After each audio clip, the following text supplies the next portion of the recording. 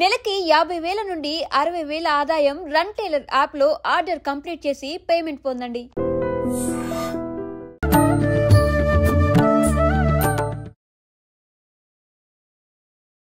నమస్కారం, welcome to I dream. ధర్మ మార్గం విత్ విజిత కార్యక్రమానికి స్వాగతం. ప్రస్తుతం నా ముందరున్న వ్యక్తికి పెద్దగా పరిచయం అక్కరలేని మనిషి అని చెప్పొచ్చు. నిజంగా ఆయన గురించి చెప్పాలి అని అంటే ఇటు వృత్తిని ఇటు ఆధ్యాత్మికతని అందరికీ అందించడంలో ఎక్కడా కూడా ఏ చిన్న లోటు లేకుండా అన్ని బ్యాలెన్స్ చేసుకొస్తున్న వ్యక్తి ఆయనే. వృత్తిరీత్యా ప్రొఫెసర్గా ఉన్నారు, ఆధ్యాత్మిక ప్రపంచంలో ఒక ఆచార్యులుగా ఉన్నారు. వారే బ్రహ్మశ్రీ డాక్టర్ కాకునూరి సూర్యనారాయణ మూర్తి గారు. ఇప్పుడు గురుగారితో మాట్లాడి మంచి విషయాలు అడిగి తెలుసుకునే ప్రయత్నం చేద్దాం. నమస్కారం గురుగారు. నమస్కారం అమ్మాయి. గురుగారు, తొలి ఏకాదశి మన సనాతన ధర్మంలో ఏకాదశికి చాలా గొప్ప ప్రాధాన్యత ఉందని చెప్తూ ఉంటారు పెద్దవాళ్ళు. నిజంగా ఏంటి ఆ ప్రాధాన్యత? ప్రత్యేకించి ఇప్పుడు మనకు తొలి ఏకాదశి రాబోతోంది, దాని విశిష్టత గురించి కూడా వివరించండి. అనగా రాగ మతిశయించునుండు. సంవత్సరంలో 24 ఏకాదశులు ఉంటాయి. తొలి ఏకాదశి నాడు నేనేం చేస్తే నాకు ప్రయోజనం? తొలి ఏకాదశి నాడు ఉపవాసం ఉంటే నాకేమిటి లాభం? పైగా కొద్దో గొప్ప ఆకలి వేస్తుంది. ఏకాదశి అనగానే ఉపవాసం ఉండండి అని చెప్తూ ఉంటారు. ఆలయ దర్శనం, ఆఫీస్ ఉంటుందిగా, సెలవు ఇవ్వరు. మరి తొలి ఏకాదశి నాడు రాత్రి వేళ కూడా నిద్రపోకూడదు. చాలా కష్టం అండి, ఆఫీస్ ఉంటుంది కదా. మళ్ళీ తొలి ఏకాదశి నాడు చెప్పులు వేసుకోకూడదు. ఆఫీస్కి ఎలా వెళ్ళాలి? బైక్ కిక్ కొట్టాలి అంటే చెప్పు ఉండాలి. తొలి ఏకాదశి నాడు మీరు చెప్పే ఈ నియమాలన్నీ కూడా ఈనాడు జీవన శైలికి సరిపోయేవి కావు. ఈ తొలి ఏకాదశి నియమాలన్నీ అవుట్డేటెడ్, పాతకాలం. అప్డేట్ వెర్షన్ ఏదైనా చెప్పండి. క్వశ్చన్ మాదే, ఆన్సర్ మాదే, తెలిసేసుకోవడం కూడా మాదే అంటూ ఉంటారు. ఇది ఈఎంఐ కా తల్లి, లోకంలో అందరూ కూడా అలాగే ఉన్నారు. మాకేమిటి? అవునవును, ఎస్, నిజమే. శరీరం అంతా కూడా మట్టి రాచుకొని స్నానం చేస్తే మూర్తికా స్నానం అని ధర్మశాస్త్రం చెప్తుంది. అబ్బే మాకు అక్కర్లేదండి తొక్కల పుస్తకాలు అంటారు. మడ్ బాత్ అంటే మనం కౌలాలంపూర్ వెళ్ళి లేదా మలేషియా వెళ్ళి అలా మనం బురద రాచుకొని స్నానం చేసి వస్తాం. ఉపవాసం ఉంటే క్షేమం, పుస్తకాల్లో ఉంది. ఏకాదశి ఉపవాసం లాభం. ఏమో మీరేమో చెప్తూ ఉంటారు, అలా కాదు. 16 hours గ్యాప్ ఫాస్టింగ్, 16 గంటలు మీరు ఏం తీసుకోకుండా ఉండండి, మీకు ఉదరకోశం పర్ఫెక్ట్ అవుతుంది. 8 ప్యాక్ కావాలా? జిమ్కి వెళ్ళకుండా 6 ప్యాక్ తాత 8 ప్యాక్ తప్పకుండా వస్తుంది. ఉపవాసం ఉండండి, 16 hours పర్ డే. పిప్పళ్ళు పొడి చేసి ఆ పిప్పళ్ళు తిని గోరువెచ్చని నీళ్ళు తాగండి. అలా తాగిన 2 గంటల వరకు ఏం తినకుండా ఉండండి, మీకు 6 ప్యాక్ గ్యారంటీ. ఇలాగ చెబుతూ ఉంటే మహా ఇష్టంగా వింటారు. ఇవన్నీ ఈ తొలి ఏకాదశిలో ఉన్నాయి. పాతకాలం వాళ్ళు కాస్త పాత కబుర్లుగానే చెప్పారు. ఆరోగ్యం కాపాడుకోవాలి, ఆహారం తక్కువగా తీసుకోవాలి. మనిషికి రోగం కలిగించే అవయవం ఈ దేహంలో ఒకే ఒక్కటి. సకల రోగాలు ఆ అవయవం కారణంగానే వస్తున్నాయి. అదేంటి? నోరు. నోరున్నది కదా అని అన్నీ వేస్తూ ఉంటాం. మీయడంలాగా ఏదో పశువు దాణా వేసినట్టు, తోచక వేస్తున్నట్టు. బబుల్ గం తినడంతో ఆరంభం చేసి చిక్కిలీలను మొదలుపెట్టి ప్రపంచంలో ఉండే డ్రై ఫ్రూట్స్ అన్నీ తినేస్తామన్నట్లుగా ఉపవాసం ఉంటే ఒక 24 చపాతీలు, ఒక 3-4 డజన్ల అరటిపళ్ళు, ఒక 20 మామిడి పళ్ళు సరిపోతాయండి పొద్దుటికి అనేవాళ్ళు ఉంటారు. ఇవాళ ఉపవాసం కదా, అన్నం వద్దు, పళ్ళు ఏవో తినమన్నారు గురువుగారు, పెద్ద పెద్ద వాళ్ళు చెప్పారు కాబట్టి నేను ఇవాళ పళ్ళే తింటాను, 2 డజన్ల చక్కెరకేళీలు తీసుకురండి చాలు, ఓ 2 డజన్ల చపాతీలు పూరీలు తినొచ్చని చెప్పారు కదా, సాయంత్రం చేస్తానులే అనేవాళ్ళు ఉంటారు. ప్రమాదకరం. నోరు చేసే తప్పులలో ఒకటి మెయ్యడం. దొరికిందల్లా మేస్తూ ఉంటాం. తొలి ఏకాదశి నాడు ఏమీ తినకూడదు కంప్లీట్గా. అలా చెప్పకండి. మేము ఇనామ్ టాబ్లెట్ వేసుకోవాలి బీపీ కోసం, అలాగే డైనరా వేసుకోవాలి షుగర్ కోసం. ఉదయం లేవగానే 25 mg 50 mg వేసుకోకపోతే మాకు ప్రాణాలు పోతాయి. మాత్రాబలం వేదంలో ఉన్న మాట ఇది. శీక్షామ్యాక్ష్యా శ్యామ వర్ణస్వర మాత్రాబలం సామ సంతాన. వేదంలో మాత్రాబలం అంటే మాట్లాడే మాటకు ఉండేటటువంటి ధ్వని శక్తి. ఈనాటి కాలంలో మాత్రా బలం అంటే టాబ్లెట్ బలం. అవును. ఇల్లాడితో మాట్లాడాలన్నా ఇవాళ రేపటి టాబ్లెట్లు వేసుకుని మాట్లాడుతున్నారట.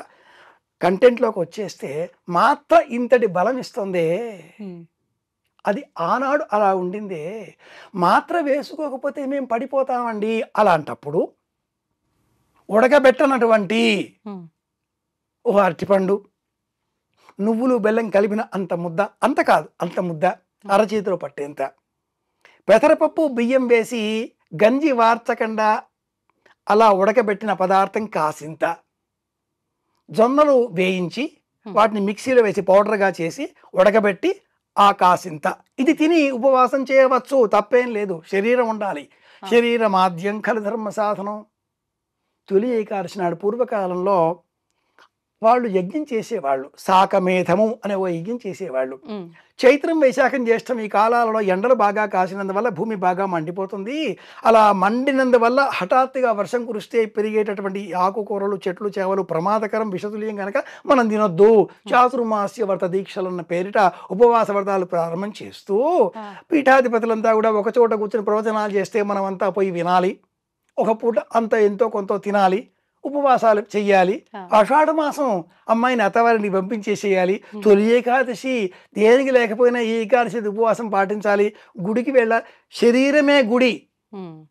దొబ్బుకుంటూ తోసుకుంటూ ఆ దేవాలయాల వద్దకు వెళ్ళి భక్తులను తిడుతూ టికెట్లు కొనుక్కుంటూ ఫోన్లు చేయిస్తూ ఎందుకు దేవుణ్ణి భయపెడతారు? దేవుణ్ణి భయపెట్టే పని చేయకండి. మీ ఇంట్లో దేవుడు లేడా? శరీరంలో ఈ ఆలోచన చెయ్యండి. గుళ్ళకి వెళ్ళి దేవుణ్ణి భయపెట్టే పని చేయకండి. శక్తి ఉంటే, అవకాశం ఉంటే ఎవరూ లేనటువంటి గుడికి వెళ్ళవచ్చు, అరుదుగా ఉండే చోటకి వెళ్ళవచ్చు. అక్కడ డివైన్ ఒక రకమైనటువంటి ఆధ్యాత్మిక వాతావరణం, నేచర్ ఉంటుంది కాబట్టి పొల్యూషన్ ఉండేటటువంటి ఆలయాల దగ్గరికి వెళ్ళకండి. తోటి భక్తులను హింసించకండి. ఉపవాసం ఇలా చేయండి. తొలి ఏకాదశి నాడు స్వామి నిద్రిస్తాడు. దేవుడు నిద్రించడం ఏంటి అని పక్క వాళ్ళు మనం వెక్కిరిస్తూ ఉంటారు. మెటబాలిజం, శరీరంలో ఉండేటటువంటి జీర్ణ మండల వ్యవస్థ, శరీరానికి సంబంధించిన సమతౌల్యత పాటించేటటువంటి వ్యవస్థ అది తగ్గుముఖం పడుతుంది, యాక్టివ్గా ఉండదు. ఎందుకని? అగస్త్యార్జం కారణంగా అగస్త్య దర్శనం కావడంతో పగటి కాలం తక్కువ, రాత్రి కాలం ఎక్కువ అవుతుంది. దక్షిణాయన పుణ్యకాలం. అవును. పగటి కాలం తగ్గిపోవడంతో జీర్ణం కాదు ఇంకా. అవును. అందుకని సూర్యోదయం కంటే ముందే లేవండి, 3 గంటలకే లేచి కూర్చోండి, 8 పడుకోండి. మన వాళ్ళు పిచ్చాళ్ళే పెట్టల. ఋతుకాల ధర్మాలకు అనుకూలంగా మన పండుగలు ఉంటాయి. అలా స్వామి నిద్రిస్తాడు అంటే అర్థం మన శరీరంలో ఉండేటటువంటి చైతన్య శక్తి తగ్గుతుంది, యాక్టివ్గా ఉండం. ఆషాఢం, శ్రావణం, భాద్రపదం, ఆశ్వీజం, కార్తీకం ఈ 5 నెలలు స్లో అయిపోతుంది మన బాడీ. అందుకే ఈ 5 నెలలలో ఎన్ని పండుగలో. ఆషాఢం ఈ రకంగా ఉపవాసాలు, జాతరలో, శ్రావణం సరే సరి, భాద్రపదం గణపతి, ఆశ్వీజం దసరా, కార్తీక దీపాలు, ఉపవాసాలు అందుకే పెట్టారు. ఇది తొలి ఏకాదశి ఆరంభం, ఇనిషియేషన్ అంటాం, ప్రారంభం. ఆకుకూరలు మానేయండి, శ్రావణంలో పాలు తీసుకోకండి, భాద్రపదలో పెరుగు మానేయండి, అలాగే ఆశ్వీజ కార్తీకాలలో పప్పు ధాన్యాలు తినకండి, జీర్ణం కాదు. మరి వేరేవి తినండి. మజ్జిగ, పెరుగు వద్దండి, మజ్జిగ తీసుకోండి. ఇలాంటి నియమాలతో ఉన్నవే మన పండుగలన్నీ. ఇది మర్చిపోయి మనం షార్ట్ కట్ మెథడ్ కావాలి కదా అంటూ సూక్ష్మంగా ఆలోచిస్తే భయపెట్టవద్దు. ఈనాటి కాలంలో అనేకులు ఈ మాధ్యమం ద్వారా మాట్లాడేటటువంటి బహురూప టీవీ వేష పండితులు భయపెడుతున్నారు. జనాలని భయపెట్టవద్దు, జ్ఞానం ఇచ్చే ప్రయత్నం చేయండి, వైజ్ఞానికంగా ఆలోచించండి. స్వామి నిద్రపోడు, చైతన్యం తగ్గుతుంది. ఒక్కసారి మళ్ళీ పగటి కాలం పెరగగానే కార్తీక మాసం తరువాత మారిశరం, పుష్యం, మాఘం ఇక మళ్ళీ మన శరీరం యాక్టివేషన్ తీసుకుంటుంది. సంక్రాంతి రాగానే మాఘమాసాలు, పెళ్ళిళ్ళు, పగలు పెరిగిపోతుంది కాలం. ఇది తొలి ఏకాదశి, విష్ణు శయన ఏకాదశి అని పేరు. నాకేమిటి, భార్యాభర్తల మధ్య అన్యోన్యత పెరగాలి అనే ఆలోచన కలవారు ఈ అశూన్య శయన వ్రతం అనే పేరిట తొలి ఏకాదశి నుంచి వచ్చేటటువంటి ప్రతి నెలలో కూడా విధియ తిథి నాడు గసగసాలు, కొబ్బరికోరు, బెల్లం, పంచదార వీటితో ఉండలు చేసి విష్ణువుకు నివేదనగా సమర్పించి భార్యాభర్తలు స్వీకరించాలి. పెళ్ళైన వాళ్ళు తీసుకోవాలి ప్రసాదం. పెళ్ళైన వాళ్ళకే పరిమితమైన దైవ ప్రసాదం ఇది. వాళ్ళిద్దరి మధ్య అన్యోన్యత. అలాగే ఏకాదశి అనగానే ఇతర 23 ఏకాదశులలో ఉన్నట్లుగా శరీరాన్ని శుష్కింపజేసి, దుఃఖపెట్టి, కృషింపజేసి, స్వామి నీవే దయా అంటూ ఏడవకుండా శక్తి ఉంటే ఉండండి. ఈ శక్తి కూర్చునే నిమిత్తమే ఈ నెలకు ముందే నిర్జల ఏకాదశి అనే పేరిట జ్యేష్ఠ మాసంలో ఒక పర్వం ఏర్పాటు చేశారు. నీళ్లు కూడా తాకుండా ఉండే ప్రయత్నం, ట్రయల్స్, ఇవన్నీ రిహార్సల్స్. ముందుగా ప్రిపేర్ అన్ని రిహార్సల్స్ అయితే తొలి ఏకాదశికి మనం రెడీ అయిపోతాం, టేక్ తీసుకోండి అనడానికి. అందుకోసమే ఈ ఏకాదశి నాడు శక్తి ఉంటే ఉపవాసం, శక్తి ఉంటే జాగరణ, శక్తి ఉంటే ఆలయం, శక్తి ఉన్నంత మేరకే దానం. అప్పు చేసి కాదు. మన దగ్గర ఎంత ఉందో అందులో 10%. అసలు ఏం దానం ఇవ్వాలి గురుగారు? ఇతరులకు ఇచ్చే ప్రయత్నం చేయాలి. ఏమి ఇవ్వాలి? మన వద్ద ఏవి ఉంటే అవి, ఎదుటి వారికి ఏవి అవసరమో అవి. ఈ ఆషాఢ మాసంలో అందరికీ అవసరం అయ్యేవి పడుకునే నిమిత్తం వినియోగించేటటువంటి చాపలు, దిండు, కప్పుకునే రజ్జాయిలు, రగ్గులు, ధావళి, కంబళి. పూర్వకాలం ఈ ఆషాఢ మాసం తొలి ఏకాదశి నాడు ధావళి, తెల్లని వస్త్రం, ఇది దానంగా ఇవ్వాలి. అలాగే బియ్యం మనం తినకూడదు కదా. ఈ నియమం కాకుండా తినడమే అరుదుగా ఉండే, ఎక్కడ దొరుకుతుందా అనేటటువంటి అర్థులు ఉంటారు, వాళ్ళకి ఇచ్చేయండి. పళ్ళు దానం ఇవ్వండి. ఏమేం దానం ఇవ్వాలి? కంబళి, ధావళి, బియ్యం లేదా ఇతర భోజన చిరుధాన్యాలు. అన్నిటికంటే కూడా ముఖ్యం పళ్ళు. అందులోనూ దానిమ్మ పండు కాకుండా, అలాగే పైనాపిల్ కాకుండా దేశీయమైన పండ్లు దానంగా ఇవ్వండి. ఎందుకని గురుగారు? పైనాపిల్ దేశీయం కాదు, ఈ దేశం పండు కాదు కాబట్టి ఇవ్వకూడదు. దానిమ్మ పండులో వేలాది గింజలు ఉంటాయి. ఒక గింజ ఓ ప్రాణానికి ప్రతీక. పూర్వకాలంలో దానం ఇవ్వాలి, అరటి పండు ఇవ్వాలి అనేవారు. అరటి పండులో గింజ లేదుగా, మోక్షం. కాబట్టి అరటి పండే వాయనం, అరటి పండే దానం, ఇంకా ఏ పండు ఇవ్వకూడదు. జామ పండు ఇచ్చేవారు కాదు, దేశీయం కాబట్టి ఇస్తున్నారు. బత్తాయి కూడా ఇస్తారు, బత్తాయి కూడా గింజలు ఉంటాయి కాబట్టి ఇస్తున్నారు. కానీ అరటి పండు ఒక్కటే దానం ఇవ్వాలి. మిగతా అవి ఆహారం లేదు వారికి అని ఇస్తున్నామని ఇవ్వాల్సిందే కానీ సంకల్పపూర్వకంగా వాయనంలో ఇవ్వకూడదు. పూర్వకాలం వాళ్ళు ఇచ్చేవాళ్ళు కారు. తొలి ఏకాదశి నాడు తెలుసుకున్నాం కనుక ఆచరణలో ఉంచే ప్రయత్నం చేద్దాం. కార్యాలయం ఉంది, తప్పనిసరిగా వెళదాం. కార్యాలయం పని దైవం కంటే ఎక్కువ, ఆలయం కంటే కార్యాలయమే పెద్ద. ఇది కూడా ఆలయమే కదా. పుస్తకాలంటే గ్రంథాలయం, పని చేసే చోటు కాబట్టి కార్యాలయం.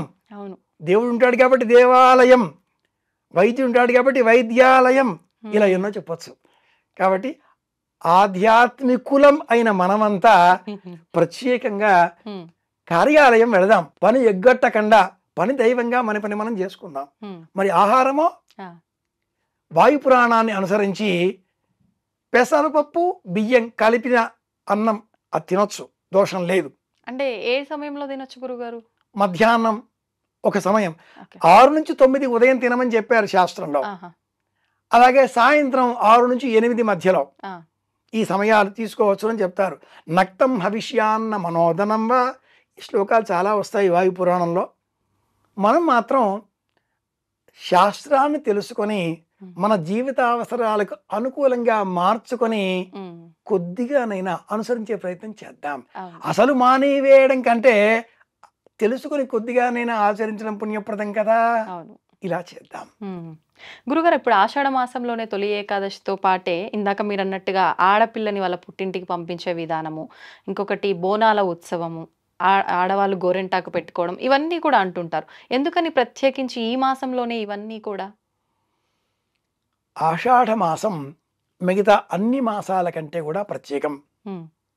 పూర్వాషాఢ, ఉత్తరాషాఢ అనే నక్షత్రాల సమీపంలో చంద్ర సంచారం ఉన్న కారణంగా ఈ మాసానికి ఈ పేరు వచ్చింది. ఇది ధనురాశికి సంబంధించిన నక్షత్రాలతో కూడుకున్న మాసం.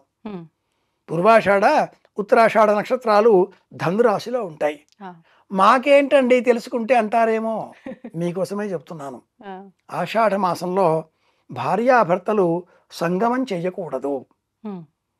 నూతనంగా వివాహమైన వధువుని మాత్రమే మనం వేరుగా ఉంచేస్తున్నాం, కానీ శాస్త్రం తెలిసిన ప్రాచీనులు ఎవరు భార్యాభర్తలు ఒకచోట ఉన్నా కూడా సాంసారిక జీవితాన్ని గడిపేటటువంటి వారు కాదు.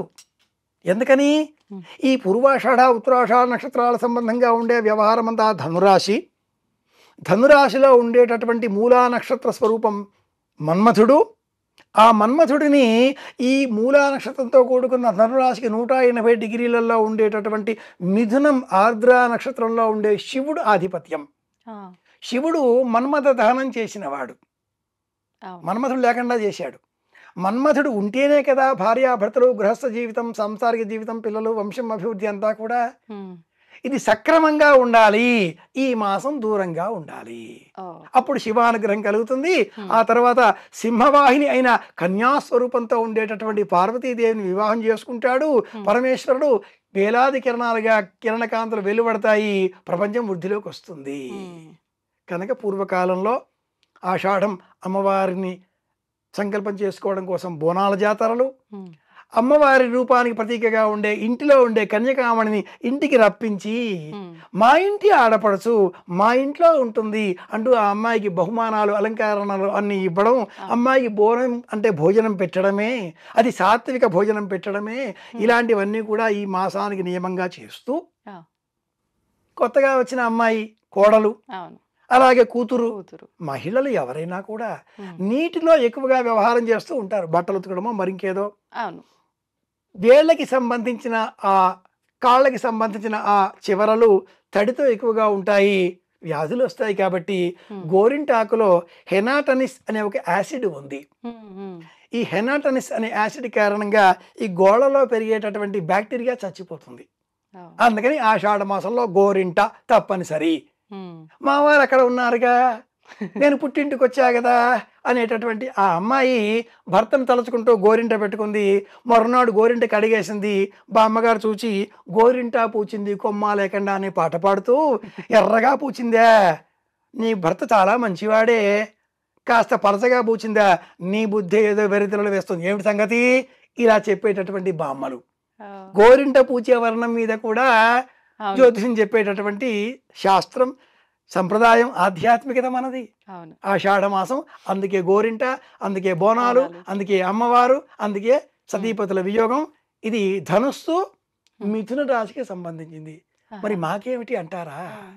ఈ మాసంలో గృహస్థ ధర్మానికి దూరంగా ఉంటూ అమ్మవారిని అర్చించినట్లయితే అమ్మ అనుగ్రహంతో ఆరోగ్యం చేకూరుతుంది.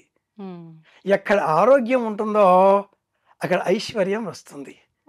ఎక్కడ ఐశ్వర్యం ఉంటుందో అక్కడ ఆనందం ఆటోమేటిక్గా వస్తుంది. ఆరోగ్యం, ఐశ్వర్యం, ఆనందం, ఈ 3 మెట్లు మనకు లభిస్తాయి. గురుగారు, ఇప్పుడు మీరు బోనం అనగానే సాత్విక భోజనం పెట్టడం అన్నారు కదా, కానీ మనం ఇప్పుడు ఈ బోనాల ఉత్సవాలు ఇవన్నీ చూస్తే ఎక్కువగా జంతు బలులు, ఇవన్నీ సాకలు పోయటం, కళ్ళు సాక అని రకరకాలుగా చూస్తున్నాం. మరి ఈ సాంప్రదాయం ఎక్కడి నుంచి వచ్చినట్టు? అమ్మవారిని అర్చించడం సమయవామం, సమయ దక్షిణం. అంటే వామాచార అర్చనలు కూడా సాధనా ప్రపంచంలో ఉన్నాయి. అమ్మవారిని సాత్విక రూపంలో అర్చిస్తే కాస్త సమయం ఎక్కువ పడుతుంది అని ఆలోచించినటువంటి మానవ మేధ షార్ట్ కట్స్ కావాలిగా. అందులో ఈ తాంత్రిక ప్రయోజనాలతో అమ్మవారిని స్వాధీనం చేసుకునే పద్ధతులను ప్రారంభం చేసింది. ఈ సంప్రదాయానికి అస్సాం ప్రారంభం, అలాగే కేరళ, ఈ 2 క్షేత్రాలు ఈనాటి కాలంలో అమ్మవారి అర్చనలకు సుప్రసిద్ధం. ఈ నేపథ్యంలో ఆషాఢ మాసానికి సంబంధించి ప్రకృతి పర్యావరణాన్ని పూజించడం, నేచర్, వర్షాలు పడతాయి, ప్రకృతి పులకరిస్తుంది, మొలకలు మొలకెత్తుతాయి. అమ్మవారు ప్రకృతి, ప్రకృతి ఏ నమః, వికృతి ఏ నమః, వారాహి దేవత, అమ్మవారిని పూజించడం.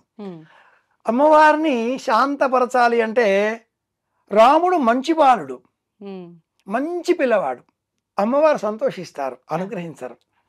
కొక్కిరాయిల వేషాలు వేస్తే ఏం కావాలి నీకు తీసుకో అంటూ 2 దెబ్బలు వేసినా అడిగింది ఇచ్చేస్తారు. మారాన్ చేసిన, కాస్త వీడితో మనం ఎగలేమబ్బా, ఇచ్చేస్తే ఓ పని అయిపోతుంది, ఇచ్చేస్తారు తల్లి తండ్రి.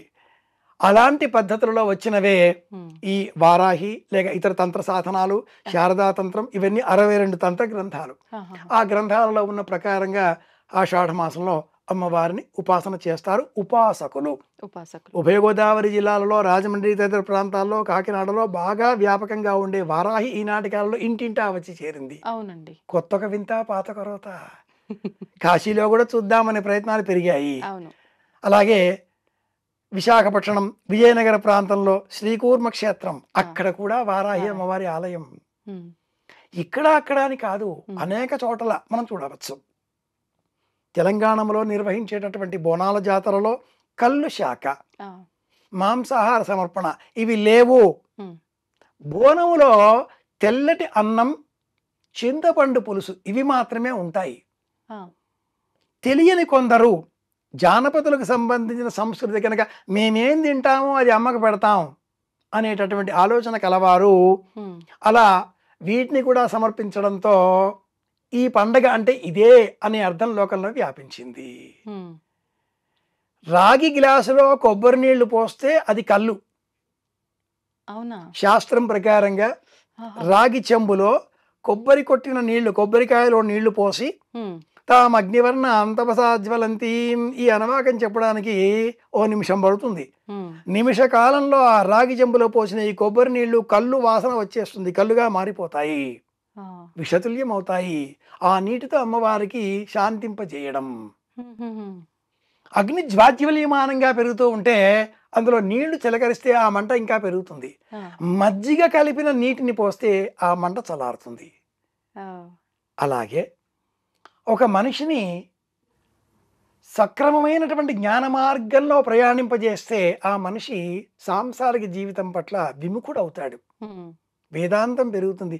ఎందుకు ఈ ఇల్లాలు, ఆలు బిడ్డలు మాయ, అన్నదమ్ములు మాయ, సతులు మాయ, సద్గతులు మాయ, అచ్చా ఇవన్నీ ఏమవుద్దండి అంటాడు. అలా కాదు, వాడిని వెనక్కి తీసుకురావాలి. భార్య పైన వ్యామోహం పెంచాలి. సాంసారిక జీవితం, పిల్లలు, ఇల్లాలు, డబ్బు సంపాదించాలి, ఖర్చు పెట్టాలి, ఇలా కూర్చోవాలి, కిరాయి కట్టాలి, డబ్బు కావాలిగా, ఇంట్లో ఉండాలిగా అంటే ఆకర్షణలు. అందుకే కళ్ళు, నీరా ఇవన్నీ కూడా. చైత్ర వైశాఖ జ్యేష్ఠ మాసాలలో మండిపోయే ఎండలను శాంతింపజేసే నిమిత్తంగా తాటి చెట్లు, ఈత చెట్లు, గౌడ కులస్తులు అందించేటటువంటి శీతల పానీయాలు, కొబ్బరి నీరు, ఇవన్నీ శీతల పానీయాలు. అలాగే అనేక ధాన్యాలను నీటిలో నానబెట్టి, ద్రాక్ష పళ్ళను నానబెట్టి వాటి ద్వారా వచ్చే నీటితో తాపాన్ని శమింపజేయడం.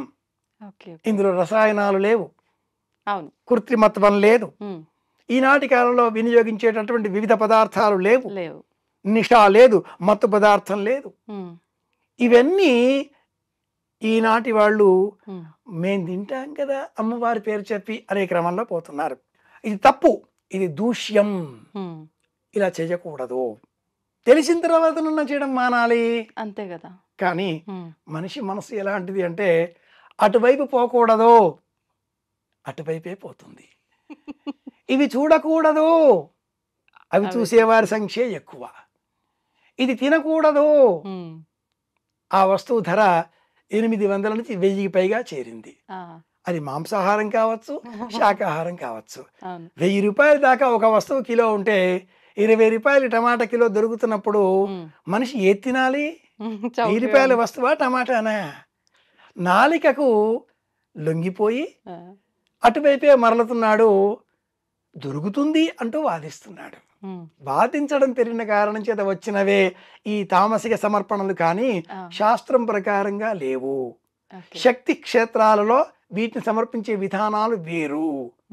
ఏ ఆలయానికి ఆలయం, ఆలయ ఆగమ ధర్మ నియమావళి ఒకటి ఏర్పడి ఉంటుంది కనుక వాటినే పాటిస్తుంది, అవే పాటించాలి. ఓకే గురుగారు, ఇప్పుడు అంటే విన్నాను ఒకసారి ఎవరో చెప్తుంటే కొన్ని క్షేత్రాల్లో కూడా ఇంతకు ముందర ఈ బలి సాంప్రదాయం ఇదంతా ఉండేది అని చెప్పి, అంటే ఇది కూడా అక్కడ ప్రాంతాల్లో వాళ్ళు మాకు నచ్చినట్టుగా దేవుడికి నివేదన చేస్తానే భావనతో చేస్తుందేనా, లేదంటే ఎలా అంటారు? ఒక 1000 ఏళ్ల కింద ఆలయాలు లేవు. చాళుక్యులు, పల్లవులు, చోళులు వచ్చే వరకు ఆలయాలు ఇంత నిర్మాణాలు లేవు. ఆలయాలలో కూడా గ్రామీణులు, పల్లీలు, కన్నప్పలు వారి తోచిన వ్యవహారాలు చేసేవారు. రాజకుమారి కన్నప్ప చూసాం, కృష్ణంరాజును చూసాం, ఈనాడు తిమ్మన్నని చూస్తున్నాం.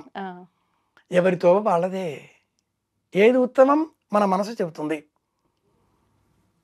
పుక్కిట నీళ్లు పట్టుకొని చేతిలో కరుకు కొమ్మలు పట్టుకొని మాంసపు ముక్కలు కాల్చినవి అయ్యా శివయ్య తిను అంటూ అందించేటటువంటి భక్తుడు రాజకుమార్ కాలంలో. నోట పుడిసెల నిండా నీరు, చేతులు ఖాళీ లేవు కనుక అలా, అంతేగాని పుడిసెల నిండా నీరు పట్టుకొని గబగబా రన్నింగ్ రేస్తో పరిగి వచ్చేటటువంటి నేటి జీవనం ఇది. మనం మన విషయంలోనికే పరిమితం అవుతే భక్తి కాలాన్ని అనుసరించి ఉంటుంది. ఆలయంలో గ్రామీణులు, జానపదులు వాళ్ళు ఏవి తినేవో అవి అర్పించేవారు. క్రమేణా నాగరికత పెరగడంతో ఇండ్లలో చేసుకుని తీసుకువచ్చి సమర్పించేవారు. ఇంకా పెరగడంతో అక్కడ లభించే పదార్థాలు సమర్పించడం, పళ్ళు, సాత్విక ఆహారం, ఏమి తింటే మనలో ఏ గుణం మారుతుందో తెలిసిన తర్వాత వాటినే తినాలి అని చెప్పడం, అలా సంస్కృతిని మార్చుకోవడం కాలంతో వచ్చిన నియమం. వ్యవసాయం చేసే వ్యక్తి, క్షత్రియుడు మాంసాహారమే తినాలి, బుద్ధిజీవి సాత్విక ఆహారమే తీసుకోవాలి. ఒక వర్గం, ఒక విధానం ఇది. ఒక నియమానికి కట్టుబడి ఉండాలి.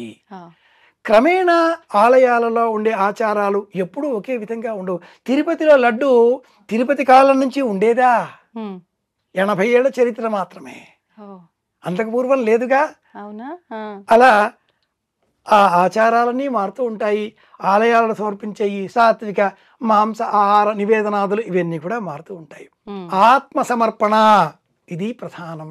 అద్భుతం గురుగారు, నిజంగా చాలా మంచి విషయాలు తెలియజేశారు. సమయం లేదు మనకి, ఇంకా మరొక ఎపిసోడ్లో మంచి విషయాలు మాట్లాడుకుందాం. ధన్యవాదాలు గురుగారు. శ్రీరామ జయం. శుభమస్తు. తవ్వుతూనే శివలింగం సరే దాన్ని అట్లా కప్పేసేయండి, చూపించదండి. మూర్తి పూజ కాదు, సాక్షాత్ బ్రజేంద్ర నందన భగవాన్ ఉన్నారు మూర్తిలో. ఏమీ ఆశించకుండా ఆరాధించే వాళ్ళు కూడా ఉన్నారా ప్రభుజీ? నిజమైన భక్తి అంటే మనకు తెలియదు కాబట్టి